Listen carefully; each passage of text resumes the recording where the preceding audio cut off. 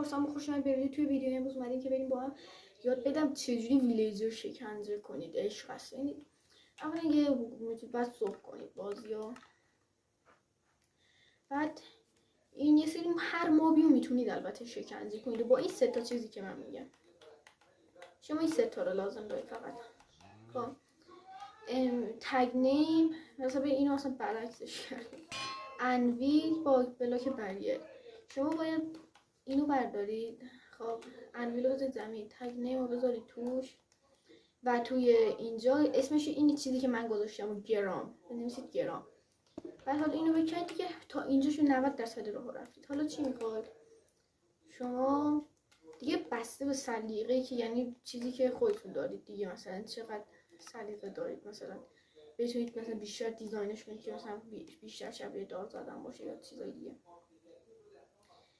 اینو میخوایم، این که تگ نیم هیچی، ما گرامر رو میخوایم. خب این حالا یه ویلیجر یا هر چیز دیگه، مثلا من میرم ویلیجر بیارم.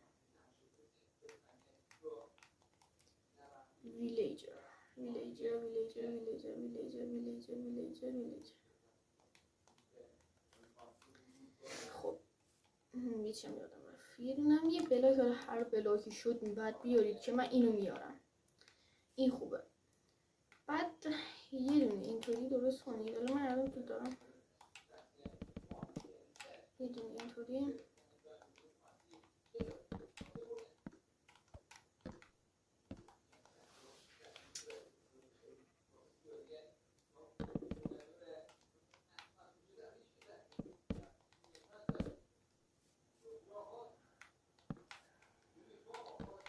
خب حالا باید یه بلاک بیارید از اینجا اینطوری. خب حالا از این بریر رو میبینید یه دونه، دو تا، سه تا، تهش رو ببندید، یه دونه، دو تا.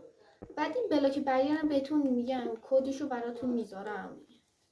مثلا اینجا که من این گوشم بلاکش رو میگم، بلاکش رو کدش رو براتون میذارم همین الان اومد براتون کدش.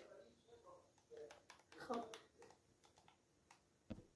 حالا شما ببینید این بلاک است و توش رو اینجوری بکنید. این بلاک کنده میشه یا نه؟ آره این کنده شده. شما این کنده نمیشه.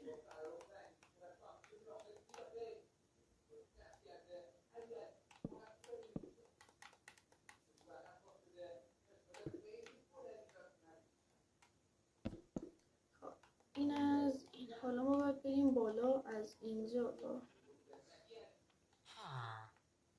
یه ویلیجر ببینید. هر ویلیجر تو هواست. من قدرت دارم تو هوا میگه داشتم. خب حالا اینو باید برداریم بزنیم روی. ببینید ویلیجر برعکس شد. خب حالا باید اینو اینطوری بذاریم. یه پایین.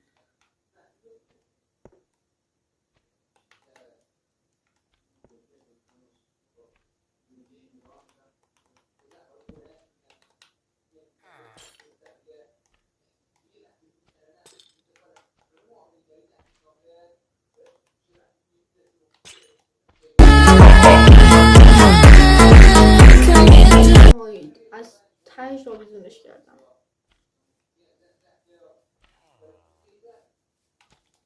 آویزو مونده بیشاره.